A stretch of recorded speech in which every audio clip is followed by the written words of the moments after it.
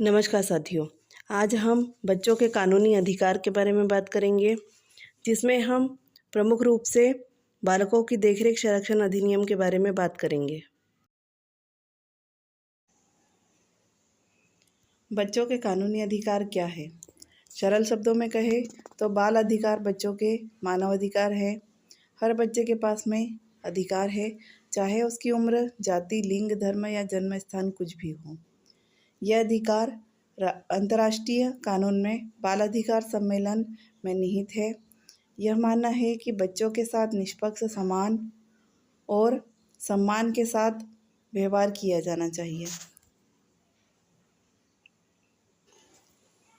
भारत के संविधान में बच्चों के लिए कई प्रावधान किए गए हैं। पहला, भारतीय संविधान के मुताबिक 6 से 14 साल के सभी बच्चों को मुफ्त और अनिवार्य प्रारंभिक शिक्षा का अधिकार। दूसरा, 14 साल से कम उम्र के बच्चों को खतरनाक कामों से बचाया जाना चाहिए। तीसरा, बच्चों को दुराचार से बचाया जाना चाहिए और गरीबी के कारण अपनी उम्र से ज़्यादा काम करने से बचाया जाना चाहिए। चौथा, बच्चों को सही तरीके से पाला जाना चाहिए और उन्हें आज़ादी और इज्जत के साथ बराबर अवसर और सुविधाएं मिलनी चाहिए।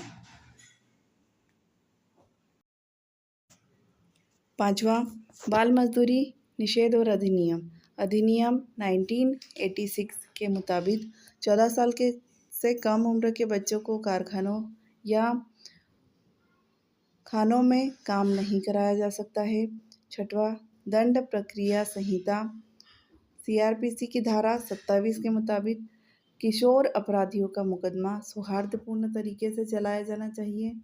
और सातवां है, बाल अधिकार लोकपाल या बाल आयुक्त बच्चों के अधिकारों से जुड़ी शिकायतों की जांच करते हैं और उनका समाधान करते हैं।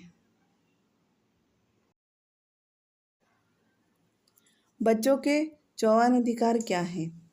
समझौता अपने 54 अनुच्छेदों के द्वारा जहाँ कहीं भी बच्चे हैं, बच्चे को एक व्यक्ति के रूप में देखता है जो कि आर्थिक, नागरिक, सामाजिक, राजनीतिक, सांस्कृतिक अधिकारों का हकदार है। यह इसका वर्णन भी करता है कि लोग और सरकार मिलकर किस प्रकार काम करें ताकि बच्चों का अपने सभी अधिकारों से लाभान्वित होना सुनिश्चित हो।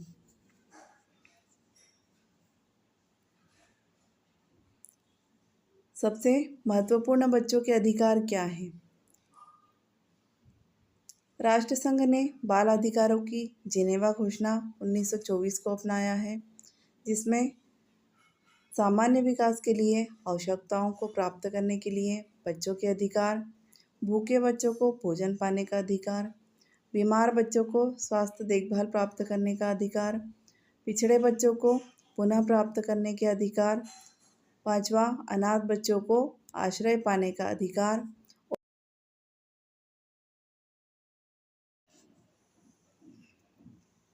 बच्चों के कितने मूल अधिकार होते हैं? बच्चों के मूल अधिकार हैं समानता का अधिकार, स्वतंत्रता का अधिकार, शोषण का अधिकार, धार्मिक स्वतंत्रता का अधिकार, सांस्कृतिक एवं शैक्षिक अधिकार और संवैधानिक उपचारों का अधिकार।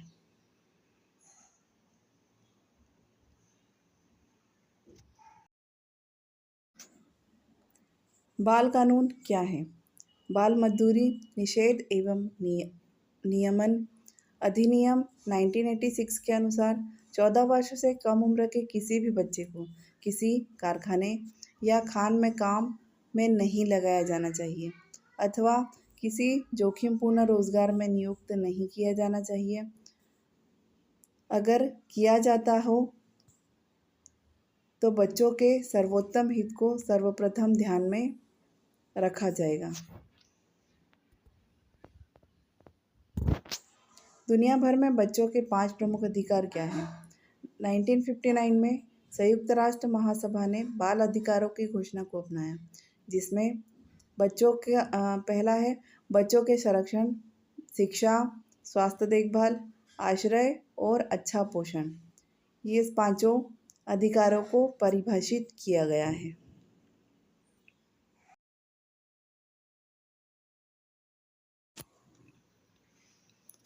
अब हम बच्चों से जुड़े कुछ महत्वपूर्ण अधिनियम देखेंगे। बच्चों से जुड़े कुछ महत्वपूर्ण अधिनियम है। पहला, किशोर न्याय अधिनियम 2000। दूसरा, किशोर न्याय अधिनियम 2015। तीसरा, निःशुल्क और अनिवार्य बाल शिक्षा का अधिकार अधिनियम 2009। चौथा, बाल विवाह प्रतिषेध अधिनियम 2006। और पांचवा, बाल अधिकार संरक्षण आयोग अधिनियम 2005।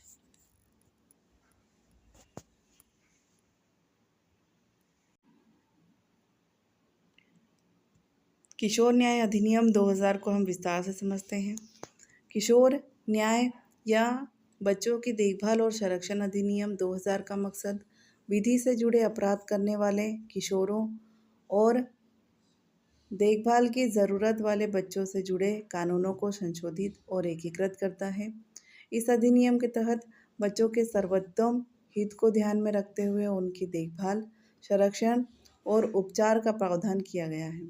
इस अधिनियम के कुछ महत्वपूर्ण पहलू हैं।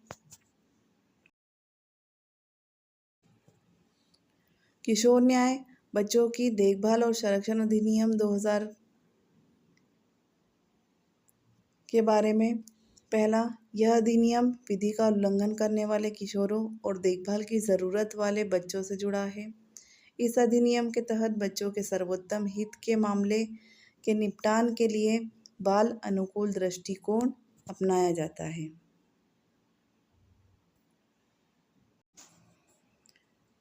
इस अधिनियम के तहत बच्चों का विकासात्मक ज़रूरतों को पूरा करने के लिए उचित देखभाल, संरक्षण और इलाज का प्रावधान किया जाता है। इस अधिनियम के तहत बच्चों के पुनर्वास के लिए अलग अलग संस्थानों का प्रावधान है। इस अधिनियम के तहत किशोरों के प्रति क्रूरता, भीख मांगने के लिए किशोरों का नियोजन और किशोरों के शोषण से जुड़े अपराधों के लिए दंड का प्रावधान किया गया है। किशोर न्याय अधिनियम 2015। किशोर न्याय बालकों की देखरेख और संरक्षण अधिनियम 2015 का मकसद विधि से संघर्षरत बच्चों की देखभाल, ज़रूरत वाले बच्चों के हितों को ध्यान में रखते हुए उनकी देखभाल, संरक्षण, पुनर्वास, उपचार और विकास करना है। इस अधिनियम में कुछ और जानकारी।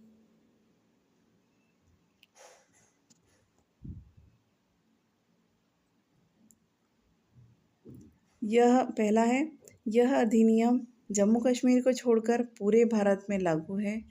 दूसरा, इस अधिनियम के तहत 18 साल से कम उम्र के सभी बच्चों को किशोर माना जाता है। तीसरा, इस अधिनियम के तहत बच्चों के साथ में शराब या नशीले पदार्थ देने वाले व्यक्ति को 7 साल की जेल या 1 लाख का जुर्माना हो सकता है। चौथा है, इस अधिनियम के तहत बच्चों को बेचने वाले व्यक्ति को 5 साल की जेल और 1 लाख का जुर्माना हो सकता है।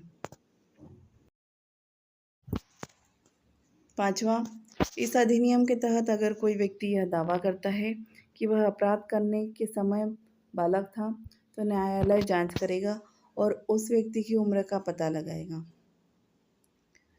इस अधिनियम के तहत अगर कोई व्यक्ति संरक्षात्मक अभिरक्षा में जाता है तो उसे बीच की अवधि में सुरक्षित जगह रखा जा सकता है।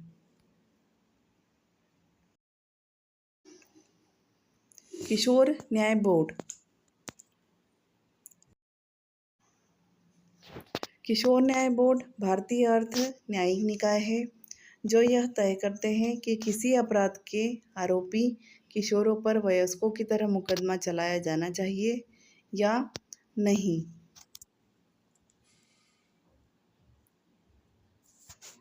इतिहास।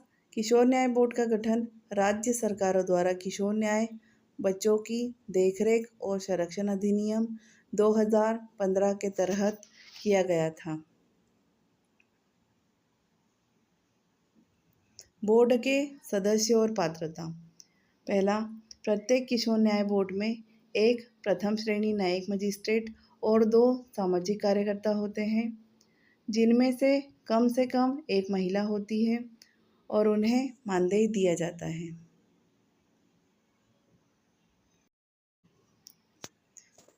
30 से 65 वर्ष की आयु वालों के लिए कार्यकाल 2 वर्ष का होता है।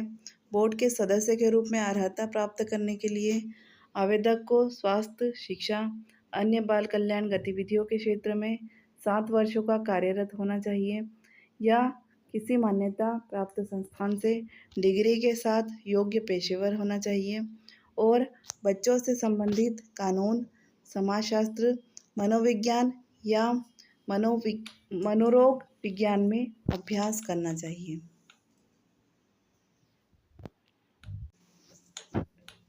किशोर न्याय बोर्ड के निम्नलिखित कार्य हैं। पहला, बोर्ड के समक्ष कार्यवाही के दौरान बच्चों और उनके माता पिता अभिभावकों की उपस्थिति के विवरण से अवगत कराया जाना। दूसरा, कानूनी कार्रवाई के दौरान बच्चों के अधिकारों की सुरक्षा सुनिश्चित करना।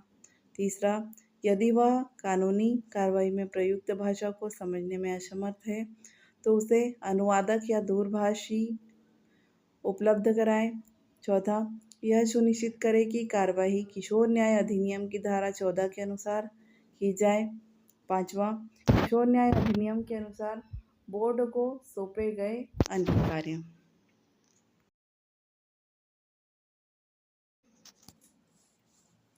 किशोर न्याय बोर्ड किसी भी किशोर को नाबालिग घोषित करने के पहले निम्नलिखित परिस्थितियों पर विचार करता है। पहला, कथित अपराध करने के लिए किशोर की शारीरिक क्षमता। दूसरा, किशोर की मानसिक क्षमता। तीसरा, अपराध से परिणामों का विश्लेषण करने और समझने की किशोर की क्षमता। और चौथा, कथित अपराध के घटित होने की ओर ले जाने वाली परिस्थितियाँ।